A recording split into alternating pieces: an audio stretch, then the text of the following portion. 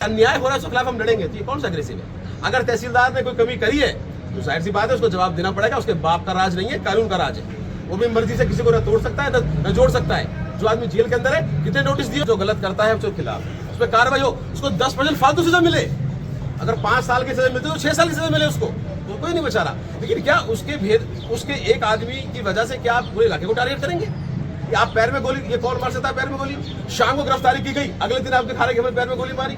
अब कल शाम को 3 लोग सीकरी से पकड़े हैं, उनकी गिरफ्तारी तो नहीं ली है। कोई अत्याचार और जो गलत काम क्षेत्र में हो रहे हैं उनके खिलाफ एकजुट होकर मिलकर ये लड़ाई लड़ेंगे। और जो भी सरकारी कर्मचारी हैं या अधिकारी हैं उनकी जवाबदेही तय होगी। और आप सबका आप पधारे, बहुत बहुत धन्यवाद। कोई सवाल आपने सर संरक्षण की बात की थी, आरोप लगाया जा रहा है कि कांग्रेस पार्टी रही तो उसके संरक्षण में ज्यादा अपराध पला बढ़ा है, चाहते तो तब भी रोक लग सकती थी। ये कौन सी रोक लग रही है? ये कौन लोग आरोप लगा रहे हैं? देखिए, विपक्ष का काम है। जब वो लोग विपक्ष में थे तब उन्होंने की बातें क्यों नहीं उठाई? और इस तरह के आरोप प्रत्यारोप हमेशा से लगते आए हैं। और अगर कोई अपराधी है तो उस पर कार्रवाई हो, पहले भी कार्रवाई होती थी। आप रिकॉर्ड निकालिए, जब भी कभी ऐसे कोई मामले होते थे, चाहे वो बाहर की पुलिस आती थी, उनको अरेस्ट करके ले जाती थी। अब तो बाहर की पुलिस कोई नहीं आ रही यहाँ पे। अब तो पुलिस ही मुकदमा दायर कर रही है। 420 किसके साथ हुई? किसी के साथ नहीं। शक के आधार पे मुखबिर ने सूचना दी, इस आदमी को पकड़ लिया। और मैं आपसे एक और आरोप लगाना चाहता हूं, ये सारे झूठे मोबाइल हैं, ये सारे झूठे सिम कार्ड हैं। मैं दावे की गारंटी के साथ कहता हूं, आप थाने के रिकॉर्ड का जो माल खाना उसका ऑडिट करा लीजिए। जितनी जब्ती होती है उतना सामान नहीं है उनके पास में।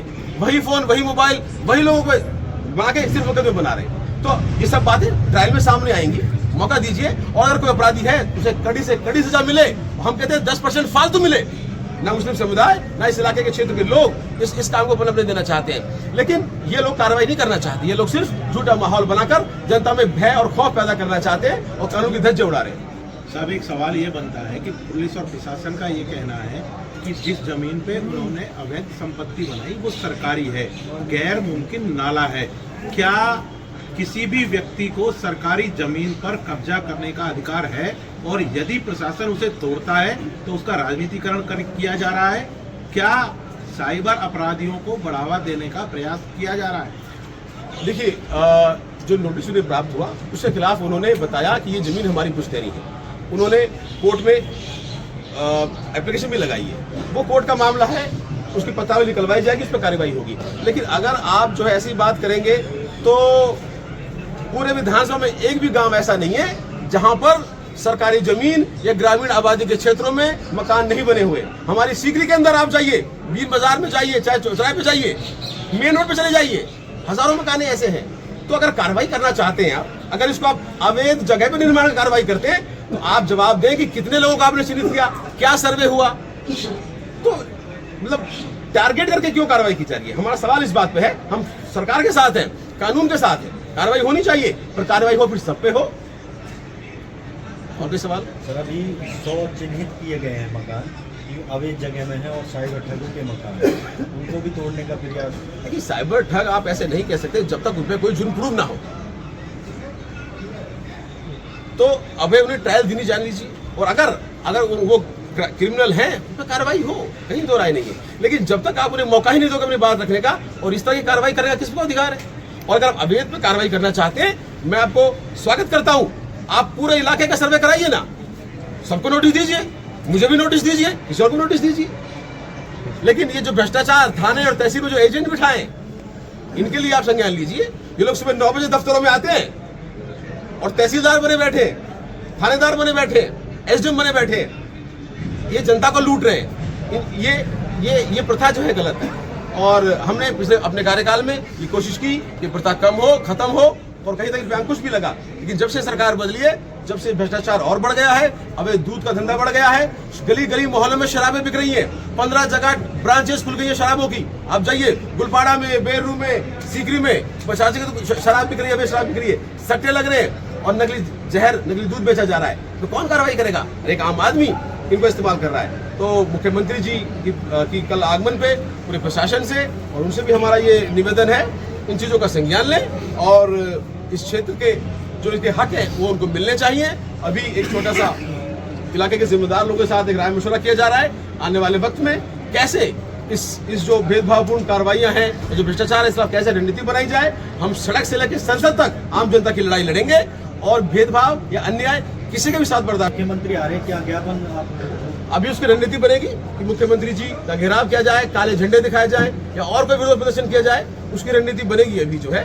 उसके बाद जैसा भी होगा सबको सूचित कर दिया जाएगा। सर, क्या अभी आपने कहा कि हो सकता है कि हम लोग मुख्यमंत्री का घेराव करें, ये कर भी सकते हैं, काले झंडे भी दिखा सकते हैं, इसके पीछे मंशा क्या है? क्या आप कहना चाहते हैं, क्यों ऐसा कर रहे हैं? मंशा ये कि हमारे जो क्षेत्र से जो भेदभाव हो रहा है, हमारे अस्पताल क्यों बंद किए जा रहे हैं, हमारे अस्पताल क्यों रोके जा रहे हैं, माइनॉरिटी का हॉस्टल बन रहा है हमारे यहाँ पे, मैंने खुद जमीन दान दी है, उसका काम क्यों रोका हुआ है, कॉलेज बन रहे हैं उनका काम क्यों रोका हुआ है, तहसील काम क्यों रोका, कोर्ट काम क्यों रोका हुआ है। ये भ्रष्टाचार के जो अड्डे बिठा दिए गए, ये जो भ्रष्टाचार के दलाल बिठा दिए गए गांव-गांव से ला के, हमें क्यों इनका सामना करना पड़े। अगर इन पर सुनवाई नहीं होती है, अगर प्रशासन संज्ञान नहीं लेता है, हम लोग सड़कों पे आएंगे और अपना प्रदर्शन करेंगे, अपनी आवाज उठाएंगे। तो इसका फैसला कब तक ले लिया जाएगा कि आगामी आपकी रणनीति कल को लेकर क्या रहेगी? अभी आप प्रशासन से भी हम संपर्क में हैं, कुछ अधिकारियों से। अब पहले अपने इलाके के जिम्मेदार लोगों से संघर्ष करेंगे, क्योंकि यही लोग सूत्रधार हैं और इन सब से मिलकर चर्चा करेंगे। जो रणनीति निकलेगी उसके बारे में सबको अवगत करा दिया जाएगा मेरे खुद के पोस्ट से। आप शाम तक कल स्पोर्ट पॉइंट पे आपने एग्रेसिव भाषण दिया सर, उस पर क्या स्टैंड पे आप अपने बने रहेंगे अभी भी आगे? भाई देखिए, अगर अन्याय हो रहा है उसके खिलाफ हम लड़ेंगे, तो ये कौन सा अग्रेसिव है। अगर तहसीलदार ने कोई कमी करी है तो जाहिर सी बात है उसको जवाब देना पड़ेगा। उसके बाप का राज नहीं है, कानून का राज है। वो भी मर्जी से किसी को न तोड़ सकता है न जोड़ सकता है। जो आदमी जेल के अंदर है, कितने नोटिस दिए उसको मौका मिला कि नहीं मिला जवाब देने का, तो जवाब फाइल हुआ कि नहीं हुआ, क्या कार्रवाई करी। जब मामला कोर्ट में है तो इतनी जल्दी क्या चल रही थी। तो चाहे कोई भी अधिकारी हो, अगर वो नियम की पालना नहीं करता है, उसकी जिम्मेदारी है। शपथ लिए उसको तनख्वाह दे रहे हैं हम और आप लोग, तो सबकी जिम्मेदारी है। सर, जो साइबर ठगी कर रहे हैं आप, पूरी कॉन्फ्रेंस में उनको बचाते हुए नजर आए, क्योंकि ऐसा स्टैंड लिया जाएगा जिससे आपसे मैंने 4 बार कहा है कि जो गलत करता है उसके खिलाफ उस पर कार्रवाई हो, उसको 10% फालतू सजा मिले।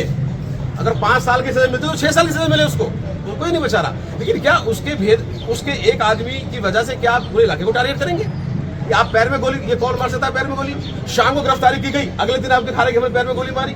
अब कल शाम को 3 लोग सीकरी से पकड़े हैं, उनकी गिरफ्तारी तो नहीं ले ली है, कोई मुकदमा नहीं है। अब उनको आज मुकदमा दिखाया जाएगा। ये कौन सा नियम है, ये कौन सा कानून है? आपने वर्दी पहन ली तो क्या आपके बाप का राज हो गया?